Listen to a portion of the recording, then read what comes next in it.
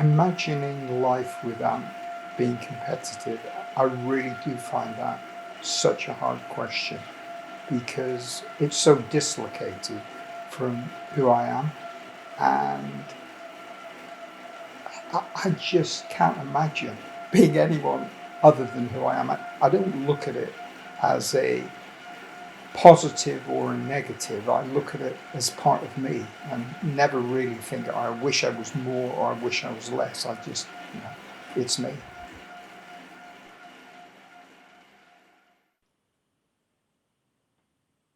Hello, my name's Ninette Howard. I am not a cyclist. I'm Dave Howard. I think I'm the oldest fast guy in the Bath Club, but I've always tried to be better tomorrow than I am today in everything I do. And now I'm approaching 65 and I can still cycle okay.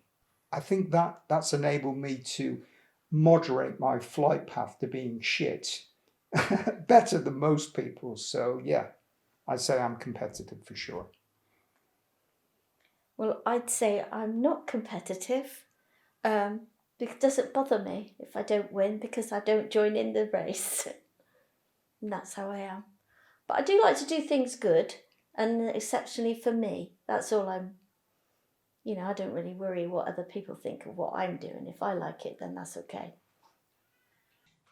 I think sometimes the polarity of being driven versus not driven does cause problems in any situation. But the older we've become, the less it seems to get in the way or even be noticed.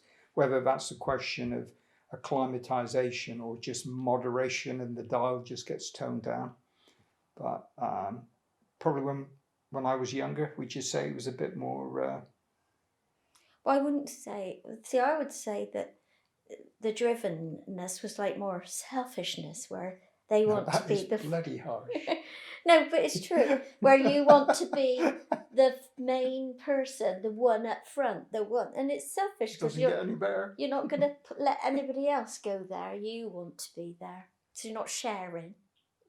That's my view. And because I'm not bothered about not sharing, but I know I do my thing, and well, I'm just an easygoing person, really. I'm Kim Barfoot-Brace, I'm 39 and I'm a Senior Account Director at a brand strategy and design agency. My cycling is a big commitment in life, and it's convenient that both my husband and I are both very much into our sport. When we first got together, our lifestyles were very, very different. Our weekends would be spent drinking, like going out, clubs, all that kind of stuff. Our lifestyle's completely different to what it is now. But I guess that when we did first get together, perhaps part of that attraction was the drive that we both individually had, which has since been channeled into sport. I would describe myself as competitive and focused, but I've also become quite good at letting things go and being resilient as well, which I think has helped me with endurance sport. So I do Ironman and really long distance time trials on my bike, and there will always be things that happen in those events that aren't to plan, that go wrong. I've had crashes and all sorts happen, and you just have to shake it off and let it go and move on. It's really important. Hi, I'm Julia. I'm 55. I've recently retired from the oil and gas industry.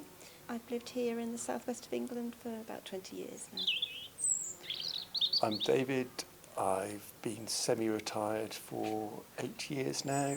I'm 54 and I still keep busy, still do odds and ends in terms of work, but do what I want and when I want to do it, which allows me to cycle far too much of the time. I guess what motivates me to cycle, I don't think of myself as training, I suppose. I just feel I'm doing something that keeps me in shape and keeps me healthy, and I guess I've got more focus on that as I get slightly older as well. But what motivates me to do cycling in particular as my exercise is it's a social activity. So it's actually going out and it's meeting my friends and spending time together, doing something that's lovely. My motivation for training isn't that different, I don't think. The social element is important to me, and I just like the feeling of being fit and still being able to go out and ride with people who are, you know, teenagers, 20s, 30s, and still being able to keep up and have some social interaction. When you start cycling and, you know, you suddenly start losing weight and it's easy to lose weight, you feel you can eat as much as you want and drink as much as you want, and then you start to realise that to go faster as a cyclist, you do need to think about what you eat, however much you train, and food does become a bit of an obsession after a while, and it's hard for it not to be when you spend sort of, you know, 15 hours on the bike and you know, you are there trying to go faster. To think about food becomes a double-edged sword. It's not the thinking about it, is it? It's eating it. That's what you're obsessed with. Hello, my name's Vicky Atkinson. I'm a magazine editor, and Dave and I have 2 kids. Hi, my name's Dave Atkinson. I'm a director of a little media company that makes websites about bikes. Well, I really enjoy cycling as a leisure activity. So when I met Dave, he had 6 bikes, so I felt that I should probably have one. So mostly we go out together as a family, or sometimes I'll go out with friends just around the local area. But it's very hilly in Bath. It's not my favourite place to cycle, but we have had some lovely times out together. I think I would say that I'm not competitive, but then if you get me in a Zoom quiz or a family fun day or something like that, I'm always trying hard and super excited when we win anything. Yeah, I like to pretend that I'm not a competitive person sometimes, but deep down I think I'm always looking to win, definitely. Yeah, whatever it is. I'm trying to think of a good example. I can think of a good example. Can you? So a long time ago when we'd only been together a couple of years, Dave took me to Wales to see him compete in the National Mountain Bike Bog Snorkeling Championships, and he'd won for the previous 2 years, and this year it wasn't looking good. There was lots of younger men who were just rocking at this, and so we were like, well, Dave, 2 years of winning is good. It's okay if your last run isn't going to win. And he just went for it, just snorting. It was like a hippo in this swamp, going as fast as he could. That's a lovely thing to say. And and he won. He smashed their score by many seconds, and it was a great achievement. And I was a very proud girlfriend at the time. So yeah, I am now the 3 times mountain bike bog snorkeling world champion. Yeah. Or I was then. I mean, I'm unbeaten actually, so because I never went back. Never went back. No.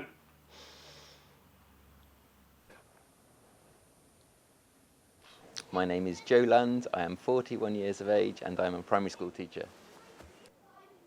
I feel by nature I'm an incredibly competitive person. I always try to excel in everything I do, be it my job, be it sports. I'm quite blinkered in my approach, so I'm quite tunnel vision, so I see where I am, I see where I want to get to, and I follow that path. I manage my work-life training balance by compartmentalizing everything. So basically my time is rigidly set for each different activity. So primarily my training is before most people are awake. So sometimes I would start cycling on my turbo training at 5:30, and then I would need to go to work. I need to be in work by approximately 7:30 a.m. So then I do my work, I finish off my work, and then when I come home, if I need to, I will train again if I've got the time. But I will, once I finish work, I will be then at home with my daughter, with my wife.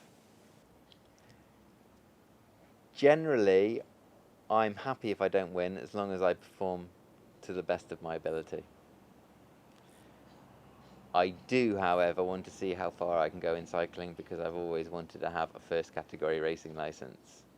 And I would be really interested to see if at the age of 41, with a daughter, with a full-time job, with a wife, I can achieve that goal, because it's a goal I've always aspired to. There's a famous professional cyclist, Malcolm Elliott. I think he had his he had his elite racing license when he was 49, so I'm sure it's achievable. But I would like to see how far I could go at this late stage in life. I'm Marianne Strether, I'm 41, and I work for Rolls-Royce as a software developer. I'm Jason Strether, 46, and a cycle coach. We used to ride out together, but if we both had different targets, we would quite amicably split and go and do our own separate sessions. We used to train quite a lot together, didn't we? Yeah. We used to train quite a lot together, and I'll be on the front on the flat, you know what I mean, and you take over on the climbs on me, and so it worked quite well training together. But no, we don't race together as well. Yeah, so yeah, never been a problem really. There's never been any tension based on the competitive and him not being so competitive. Never. I've always wanted you to succeed, haven't I? Yeah. I know. I've probably wanted you to do more. Jason's helped me more in my cycling than I've pushed myself. He's helped me go further than I would have done if I hadn't been with him. I do like going and suffering, and I'm used to suffering.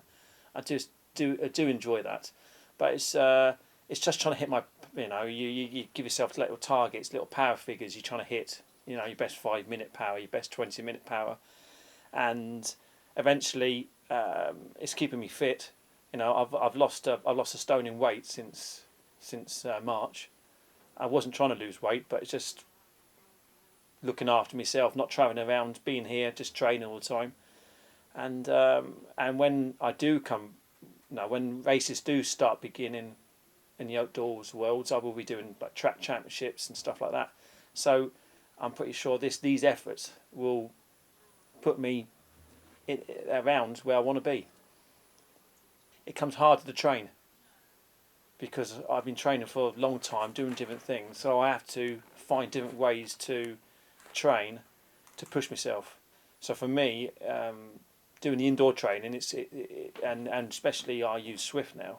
That's been a big benefit for me to push myself harder now. And I do come in after a training session and start moaning straight away if I haven't done very well on there. But I do enjoy my cycling.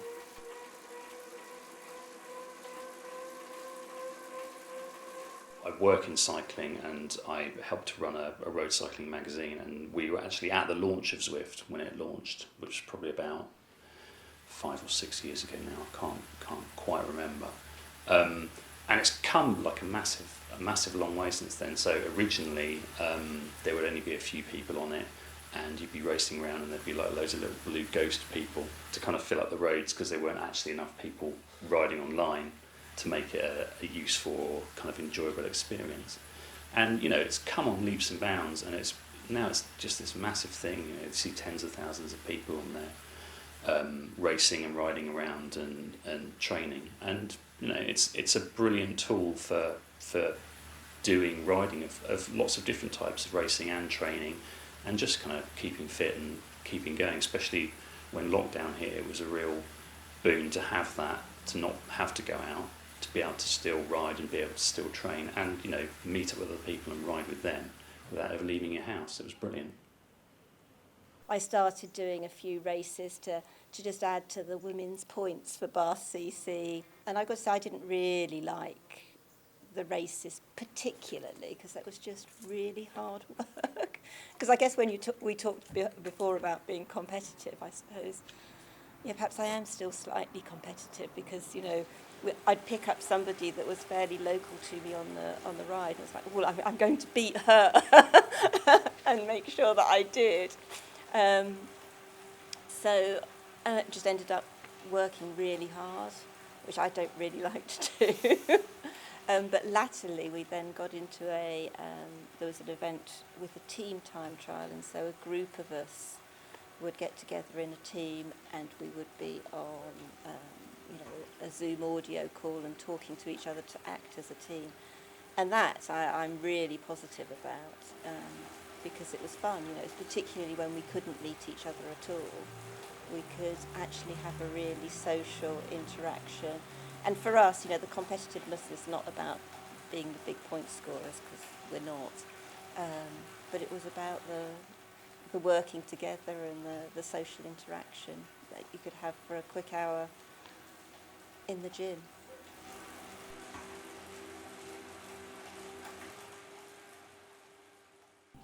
I've got my dad on Zwift. He was using a watt bike to train on. But he was just going and doing 10, 20 mile rides on it all the time. So we've got him on Zwift, and now we do meetups a couple of times a week. My brother, he's on shifts, so depends on what shifts he's on, and he joins in, and we ride as a family. Your dad trains with you sometimes, doesn't he?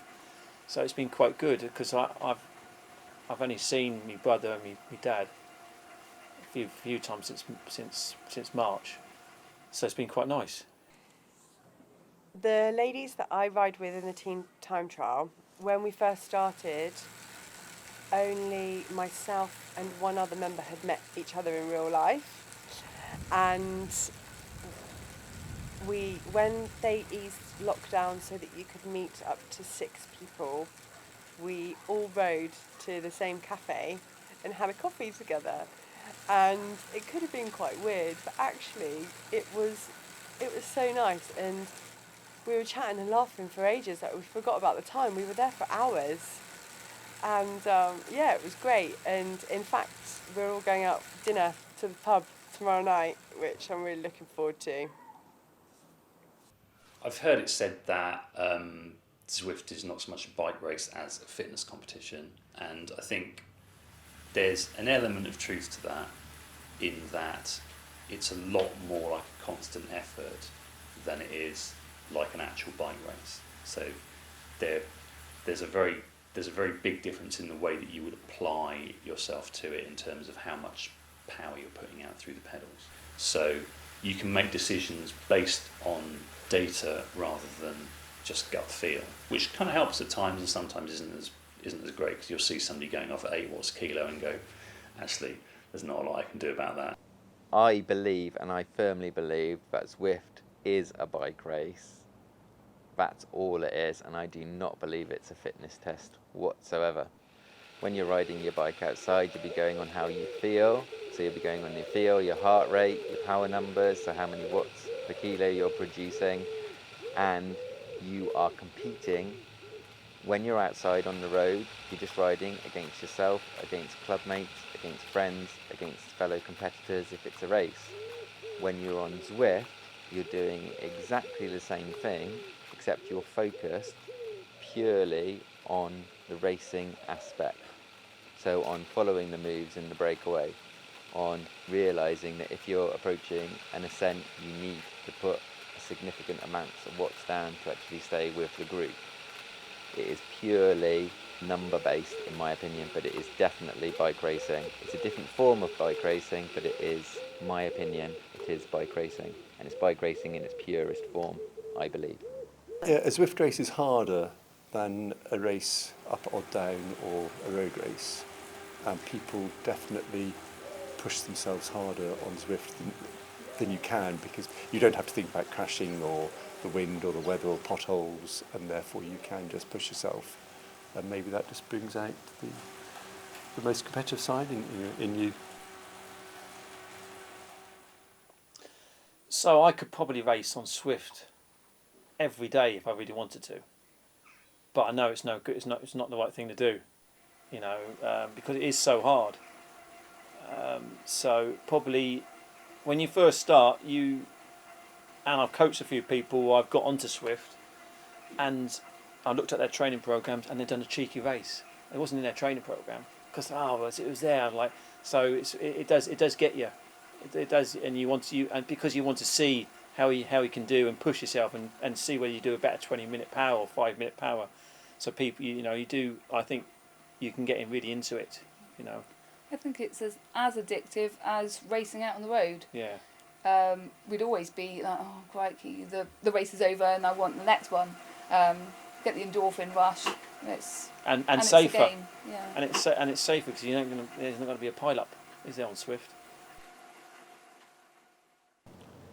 Do I find Zwift Racing obsessive? 100%.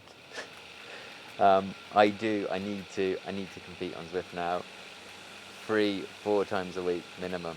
So I do my time trial with Bath CC, and I'll also do my races as well. But because I know the sessions are they're such high quality when I do the races, unless I'm doing a structured training program on Zwift, like an FTP builder, I will specifically always target the races. And if I'm just out for a steady 45 minutes, hour, an hour and a half on a turbo trainer, if I see on the Zwift Companion that a race is available, I will always abandon it and go to the race. For me, Zwift Racing isn't obsessive, but riding on Zwift is. His use of that Zwift, I would say, is addictive. That's a part of being competitive. It's all the same, in my view. But nothing to do with being selfish. And selfish. So addictive, selfish, and competitive are all the same thing. They're all banded in the same bandage.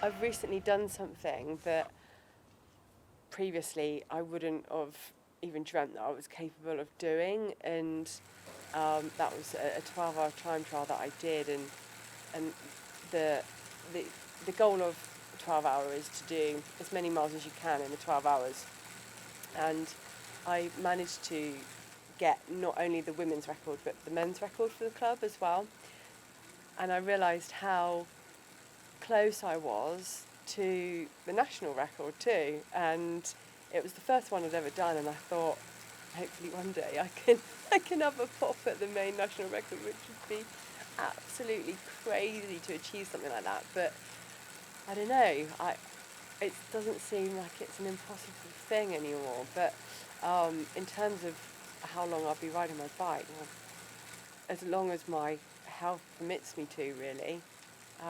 So yeah, it's definitely become the love of my life, apart from my husband, obviously.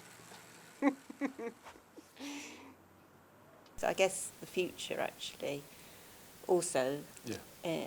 entails using our bikes not just to allow him to be competitive, but to actually go touring and travelling on our bikes. And see the world in slow motion. And we got it sorted because he carries practically everything to make sure the power to weight ratio is equalised. I don't think I'll ever stop cycling. I think I will always be cycling, and if I'm lucky enough to live to 80 years of age, I think I will be continuing to cycle then, just as a means of releasing all the tensions within your body and to feel at peace with yourself and to be pushing yourself as hard as you can. So I don't see an end to cycling for me.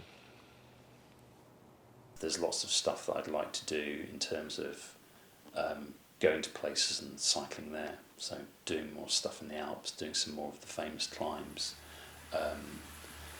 going to cycle in Spain I've not really done, loads of places in Europe and further on from there. But I mean, who knows what will happen. I'd like to do loads of stuff. Yes. He's never going to stop cycling, so is his answer there. And he will adapt to fit. It won't end for you. It won't end for me because I plan cycling until I can't. You know, there's Masters Championships which I ride, and I would really struggle if I couldn't cycle. It won't stop for me either, because I want it just for my fitness, if nothing else. It's good in that aspect, and that's why people stay in the sport for so long. So I'd like to hang on, to be as good as I can for as long as I can. But then I've got no shame at thinking at some point I'm going to buy a few electric bikes and I'm just going to cycle differently. But I'll still have the benefit of being a cyclist. It's just I'll have some watts in my back pocket that gets me up and down the hills. So for me, I think it's a mixture of just hanging on as long as I can and then just going electric and still being a cyclist. I worry for the time when he switches, when he can't cycle, because at some point his knees or his hips going to go. Yeah, it's getting close. And then I'll be left with the remnants of a former an addict who can't cope. And probably he'll be in a wheelchair when he's in his 80s, and then I'll have to push him, and I won't be able to push him fast enough because he'll want to go faster. No, I'll have an electric one. No, you won't. You'll make me suffer. No, I won't, because I'm not selfish. Yes, you are. No, I'm not. I'll have a nice electric one. It'll have a big screen like a Tesla and all the buttons, and I'll be giving it some.